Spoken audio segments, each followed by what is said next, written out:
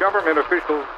At 6 o'clock on a Wednesday morning in December 2022, a force of 3,000 German police officers executed raids on approximately 150 houses, garages, offices, and one 19th century castle. As a result, a total of 25 individuals were arrested. They are suspected of plotting a violent coup against the German state.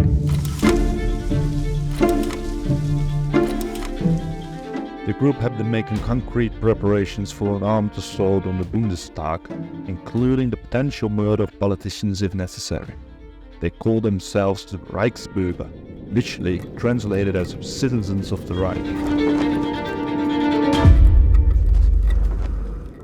Arrested in raids carried out across Germany. The suspects are linked to a far-right extremist group.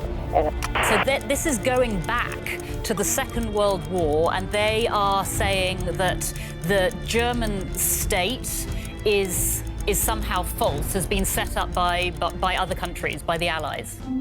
Sure. Why did the Reichsbürger undertake this coup? What drives them, and do we need to worry if it might happen again? This is the story of a German coup that never happened.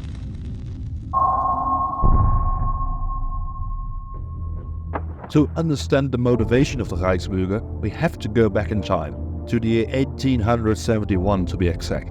In this year, this guy with quite honestly the greatest hairstyle of the century was King of Prussia.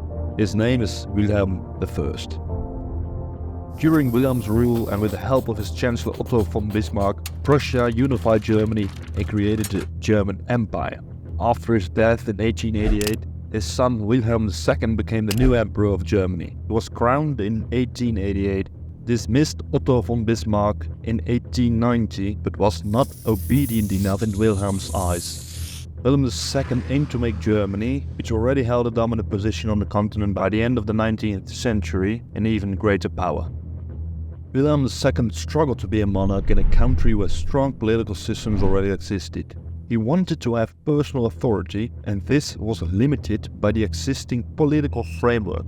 The German Empire expanded rapidly and soon became a world power.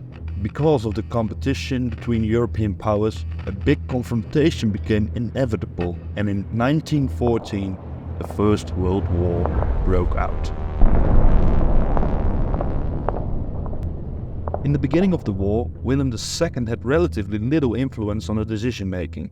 And by the end of the war in 1918, his general staff was, in fact, the real authority. The chancellor at the time, Max von Baden, feared that an angry mob in Berlin might seize power. Therefore, he asked the unpopular Emperor Wilhelm II to resign. And this is the part in history that is really important for the Reichsbürger. The emperor actually did not provide a clear response. Consequently, recognizing the volatile situation, Max von Baden made the decision to formally announce the emperor's resignation to the German public. After the fall of the German Reich, the Weimar Republic was announced in 1918, and after a few years of economic prosperity, the stock market crash of 1929 occurred.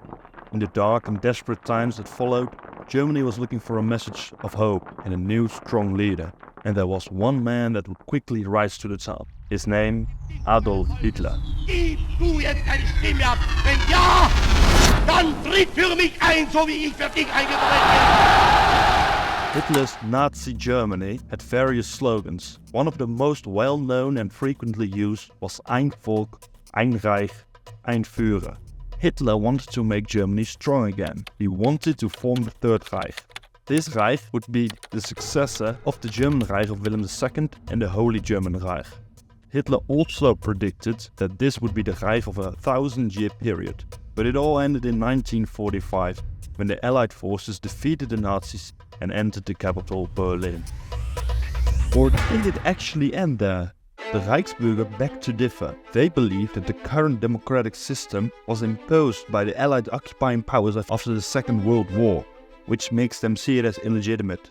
Because the Reichsbürger believe that the Federal Republic is not legitimate, they also consider its laws invalid.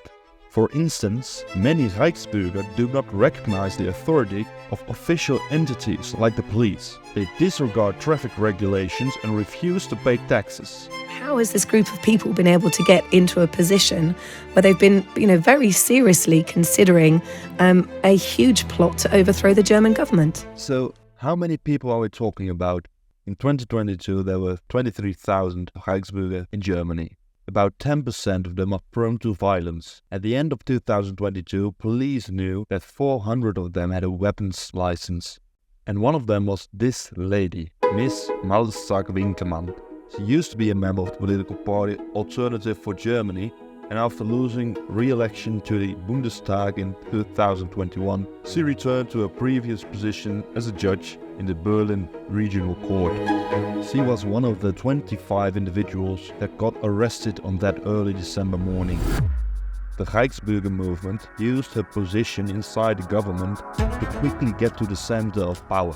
After the coup would have taken place, Malzack-Winkelmann was designated to be the future Minister of Justice by the leader of the coup, Prince Heindrich XIII. Involved. He wanted to be the leader of the new government. He'd also got a former retired paratrooper from the German military aside to be his defense minister. The prince had set up two groups. The first group, nicknamed Red, was the political branch. The second group was the military branch called Heimatschutzkompanien.